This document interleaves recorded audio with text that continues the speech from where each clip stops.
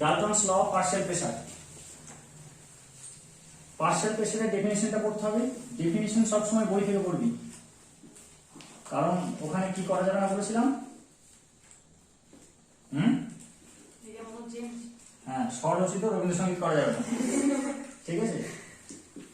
আর পরীক্ষার হলে নিজের ভাষায় এইসব সাইন্টিফিক টার্ম প্রকাশ করা খুব কঠিন, সুতরাং এগুলো মুখস্থ করার জন্য অনুরোধ করব।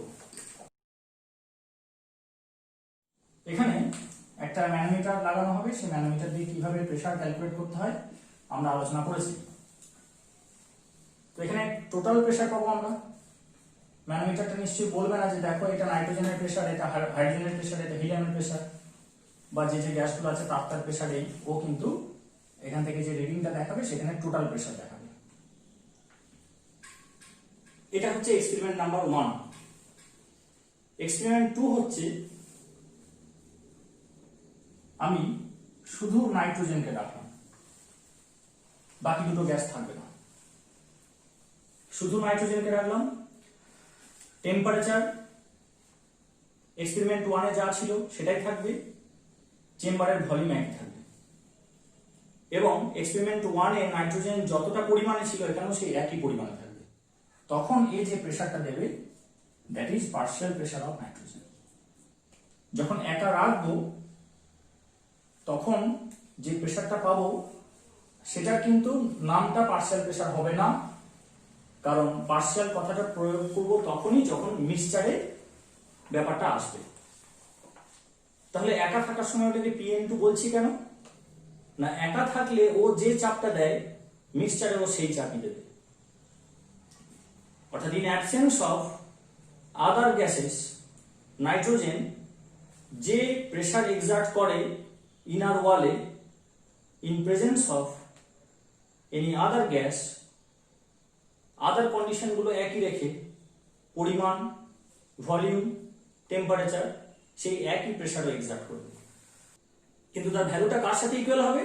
ও পুরো ভলিউমটা একা এনজয় করলে যে প্রেসারটা ক্রিয়েট করতো সেই প্রেসারটা কিন্তু ও মিক্সচারে থেকেও দেবে, কারণ গ্যাসটা আইডিয়াল।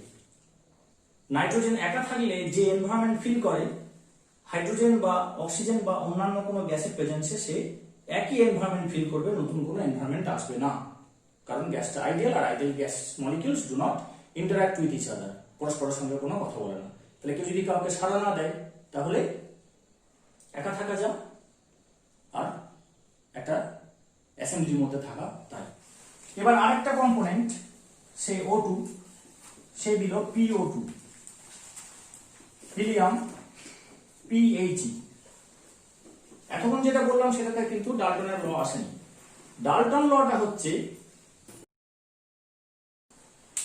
অর্থাৎ মিক্সচারে তার পার্শিয়াল প্রেসারের যোগফল হবে টোটাল প্রেসার। এটা হচ্ছে ডাল্টনস ল অফ পার্শিয়াল প্রেসার। এবার এটা খুব সহজে প্রমাণ করে দেওয়া যায়।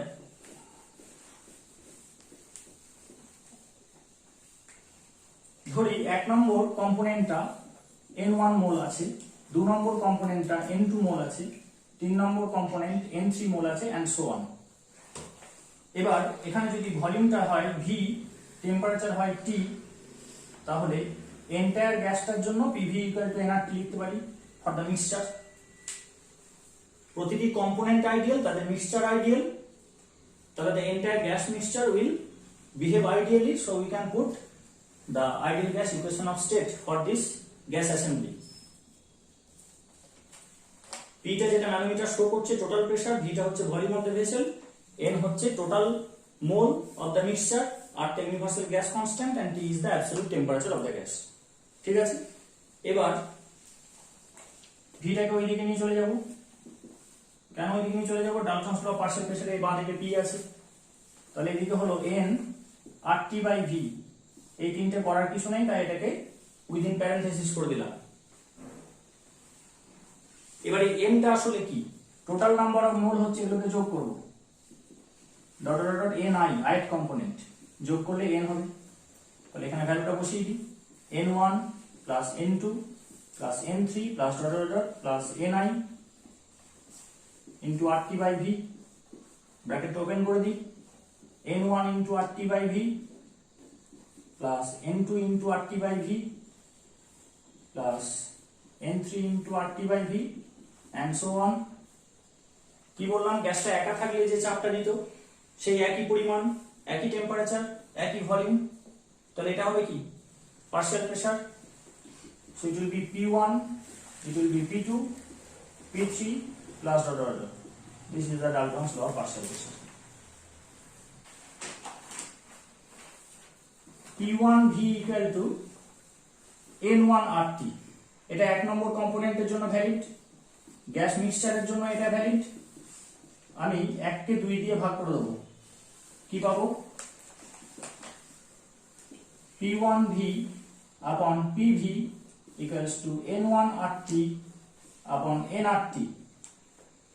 VV cancel হয়ে যাবে, RT RT cancel হয়ে যাবে, so it will be P1 upon P equals to N1 upon N.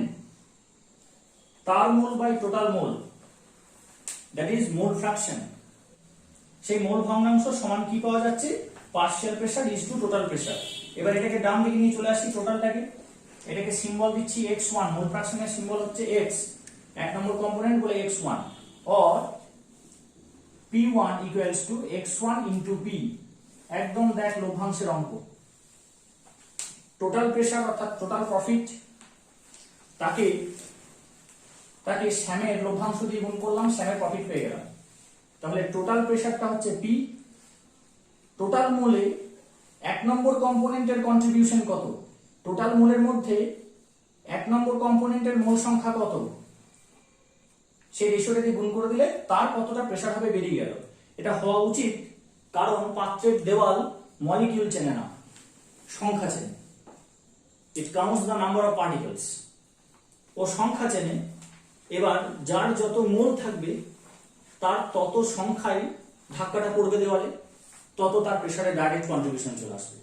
এই জন্য এখানে এমন কোনো প্যারামিটার নেই যেটাতে বলে দেওয়া যাবে যে this is oxygen, this is hydrogen, অর্থাৎ এ বি নেই। ক্যারেক্টারিস্টিক অফ গ্যাস যেটা আমরা ভ্যান ডার ওয়ালস ইকুয়েশনে পেয়েছিলাম এ বি, সেটা এখানে নেই। বোঝা গেল? এখানে শুধুমাত্র তার কন্ট্রিবিউশন কত বাই টোটাল, সেটা মোল ফ্র্যাকশন ইনটু টোটাল প্রেসার, আমি তার প্রেসারটা পেয়ে গেলাম। এটা সেকেন্ড কম্পোনেন্টের জন্য এটা ভ্যালিড হবে তো? নিচে লেখ P2 equals to x2 into P. For ith component it will be, for ith component it will be partial pressure of the ith component equals to mole fraction of the ith component multiplied by total pressure. এটা এখান থেকে পাচ্ছি। এবার একটা অঙ্ক করে ফেলতে হবে। A mixture of N2 and O2 at 1 bar pressure contains 80% N2 by weight. Calculate the partial pressure of the gases in the mixture. HS 2010. আচ্ছা, অঙ্কটা বলেছে যে 80% বাই ওয়েট N2 আছে। এই বাই ওয়েট আছে না বাই ভলিউম আছে, এটা দেখে নিতে হবে। হ্যাঁ, তাই আওয়াজ করছি না। তাহলে 20% O2 আছে, কারণ মিক্সচারে N2 O2 ছাড়া আর কেউ নেই। যখন এটা বলছে তখন আমি 100 গ্রাম ধরে নেব। তাহলে নাইট্রোজেন আছে কত গ্রাম? 80 গ্রাম। তাহলে 80 গ্রাম যদি থাকে তাহলে তার মোল সংখ্যা কত? 80 বাই 28, এত মোল। এবার তাহলে অক্সিজেন থাকবে 20 গ্রাম ইকুয়াল টু 20 বাই 32, মোলটা মিস করলে হবে না। যদি এইভাবে লিখি কত আসছে? 0.625 এত মোল। তাহলে n equals to nN2 plus nO2 equal to total mole কত হচ্ছে? xN2। এটা হবে তার মোল বাই টোটাল মোল, নাইট্রোজেনের মোল সংখ্যা বাই টোটাল মোল। যারা অঙ্কটা পারছিলি না তারা টার্গেটটাকে ফিক্স কর, যে পার্শিয়াল প্রেসার অফ নাইট্রোজেন চেয়েছে। পার্শিয়াল প্রেসার অফ নাইট্রোজেনের ডেফিনিশনটা জানতে হবে, যে এই মোল ফ্র্যাকশনকে টোটাল প্রেসার দিয়ে গুণ করতে হবে। তাহলে মোল ফ্র্যাকশনটা কি? তার মোলকে টোটাল মোল দিয়ে ভাগ করতে হবে। তাহলে প্রত্যেকের মোল জানাটা জরুরি। প্রত্যেকের মোলটা জানতে পারলে যোগ করলে টোটাল মোল, আর তারটা দিয়ে ওটা ভাগ করলে চলে আসবে মোল ফ্র্যাকশন। এবার এখানে এটা মানটা বসাবো 2.8571 বাই টোটালটা হচ্ছে 3.4821। বলে ফেলো। 0.8205 Pn2 will be x into total pressure, ভ্যালুগুলো বসিয়ে দিই। 0.8205 into total pressure হচ্ছে 1 bar, তো এটা হবে 0.8205 bar. Thermal decomposition of x gram of KClO3 produces 760 ml of O2, which is collected over water at 27 degrees centigrade and 714 millimeter Hg pressure. Given aqueous tension at 27 degrees centigrade is 26 millimeter Hg.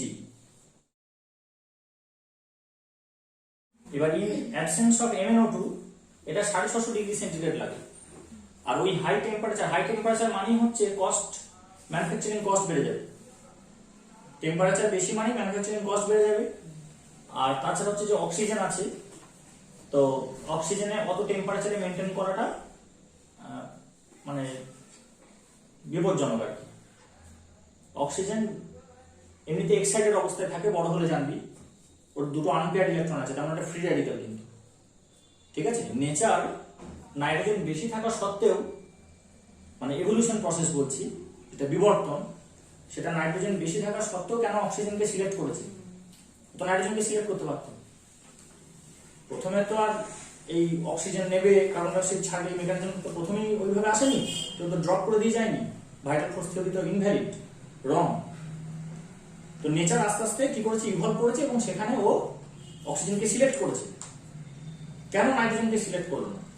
তার কারণ nitrogen inert. কেন inert বলা হয়েছে এমো থিওরিতে ডিটেইলসে বলেছি, video পেয়ে যাবে। কেন nitrogen inert? কারণ ওর যে হাইয়েস্ট অকুপাইড মলিকুলার অরবিটাল সেটা হচ্ছে সিগমা, এবং ওর অল ইলেকট্রনস আর পেয়ার, কোনো আনপেয়ার্ড ইলেকট্রন নেই। সেখানে অক্সিজেনের হাইয়েস্ট অকুপাইড মলিকুলার অরবিটাল হচ্ছে পাই স্টার, এবং সেখানে দুটো আনপেয়ার্ড ইলেকট্রন আছে। তাহলে অক্সিজেন কিন্তু, ডাই অক্সিজেন কিন্তু মোর রিঅ্যাক্টিভ দ্যান নাইট্রোজেন, তাই ওকে চয়েস করা হয়েছে। তো এরকম একটা রিঅ্যাক্টিভ জিনিস এবং যেটা পুড়তে মানে কম্বাশনে হেল্প করে, সেরকম একটা জিনিসকে ওই হাই টেম্পারেচারে মেনটেন করা উচিত না, বিপজ্জনক, এক্সপেরিমেন্টে বিপজ্জনক। আরেকটা তো খরচা আছেই। MnO2 যদি মিশিয়ে দেওয়া হয় গুঁড়ি করে এর সাথে, তখন দেখা যাচ্ছে 650 পরিবর্তে 250 লাগছে। তাহলে এটা ক্যাটালিস্ট হিসেবে কাজ করছে। উৎপন্ন হচ্ছে KCl আর অক্সিজেন। অক্সিজেনটাকে কিভাবে কালেক্ট করা হয়? জলের নিম্ন অপসারণ দ্বারা, by downward displacement of water. জল থাকলে জলের ভেপার তো থাকবেই, তাই না? সেই জলের ভেপারটা এখানে থাকছে এবং তার প্রেসার হচ্ছে 26 মিলিমিটার Hg। এখানে আরেকজন চাপ দেবে পার্শিয়াল প্রেসার PO2, এটার ভ্যালু এখনো জানি না, দুটো মিলিয়ে হবে total P, that is 714 millimetre Hg। তাহলে এখানে লিখবো টোটাল প্রেসার, সেটা হচ্ছে PO2 প্লাস PH2O, এটা হচ্ছে অ্যাকুয়াস টেনশন। এটা খুব ভারী কথা বলেছে, ভয় পেয়ে যাবে লোকে। PO2 হচ্ছে 26, টোটালটা হচ্ছে 714 প্লাস PO2, এটা বের করতে হবে, এইটা হচ্ছে 26, আর PO2 ইকুয়ালস টু, এটাকে বাদ দিকে নিয়ে বাদ দিতে হবে, 14 বাদ গেল আর 12 বাদ যাবে, 688, এখানে 688 মিলিমিটার Hg। কত ml O2 বলেছে? 760 ml, তাহলে V হচ্ছে 760 ml।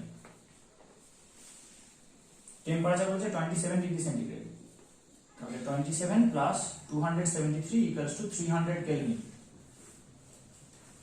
ভলিউম পেলাম, টেম্পারেচার পেলাম, প্রেসার পেয়ে গেছি, তাহলে PV ইকুয়াল টু nRT। এবার P যদি O2 হয় তাহলে N টা O2 নিতে হবে, তাই না? এই ভলিউমটা দুজনেই এনজয় করছে, কিন্তু আর কে থাকলো দেখার দরকার নেই। এটা যদি NO2 হয় তাহলে এটা PO2 হবে, এটা যদি টোটাল মোল হয় এটা টোটাল প্রেসার হবে।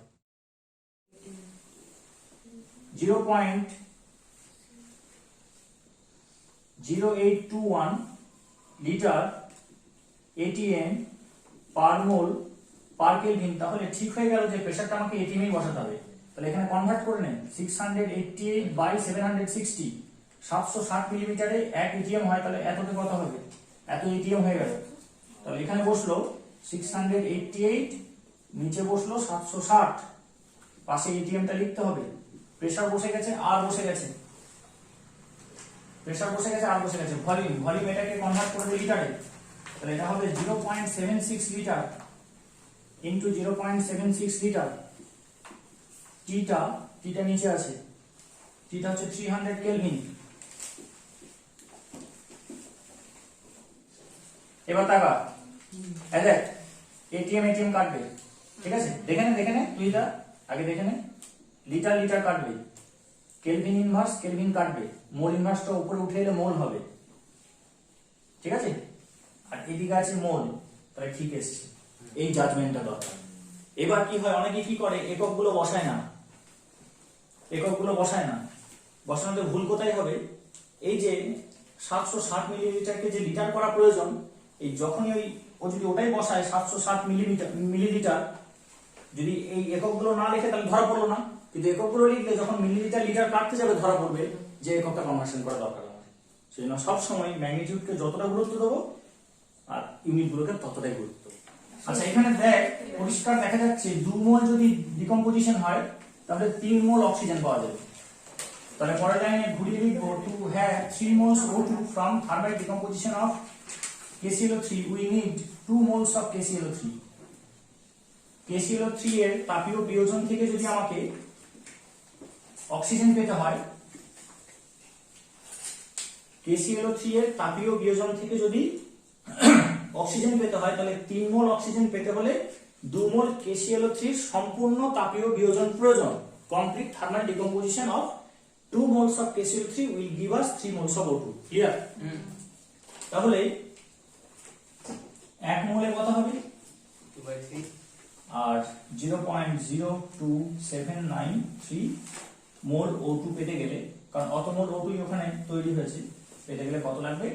2 কে 3 দিয়ে ভাগ হলো আর এটা দিয়ে গুণ হলো, 0.02793। এখন ক্যালকুলেট করিস না। এবার 1 মোল KClO3 মানে কি দেখে নি। 1 মোল KClO3 মানে হচ্ছে পটাশিয়াম 39.1, ক্লোরিন হচ্ছে 35.46। আচ্ছা এই 2/3 ও এখানে একটা 2 হবে, 0.02793। যদি ওরা সাপ্লাই করে দেয় তখন কিন্তু নিজেরটা বসালে হবে না, তখন যেটা সাপ্লাই করেছে সেটাই বসাতে হবে, কারণ ওরা যখন ইনস্ট্রাকশন জেনারেট করবে ইনস্ট্রাকশনে ওটা দিয়েই করবে। সুতরাং প্রশ্নে দেখতে হবে যে ওরা পটাশিয়ামের মানে অ্যাটমিক ওয়েটটা সাপ্লাই করেছে কিনা কোশ্চেনে। যেটা সাপ্লাই করবে সেটাই লিখবো, ভুল থাকলে ওটাই করবো। বি কেয়ারফুল, ঠিক আছে? যদি না সাপ্লাই করে থাকে তাহলে 39.1, ক্লোরিনটা 35.46, যেটা সাপ্লাই করবে আমি বলে দিচ্ছি 39 সাপ্লাই করবে, 35.5 সাপ্লাই করবে ওটা। তারপর 3টে অক্সিজেন আছে, 348, ঠিক আছে? এত গ্রাম হবে। কেন? 1 মোল সমান এত গ্রাম, ইকুয়াল টু বাই করে ফেলো 6, এত গ্রাম। এত গ্রাম KClO3 সম্পূর্ণ বিয়োজন হলে ওই পরিমাণ অক্সিজেন পাওয়া যাবে। স্যার একটা কোয়েশ্চেন আছে, হ্যাঁ ডেসিমাল পর কটা ঘর লিখতে হবে? 4টে? ডিপেন্ড করছে।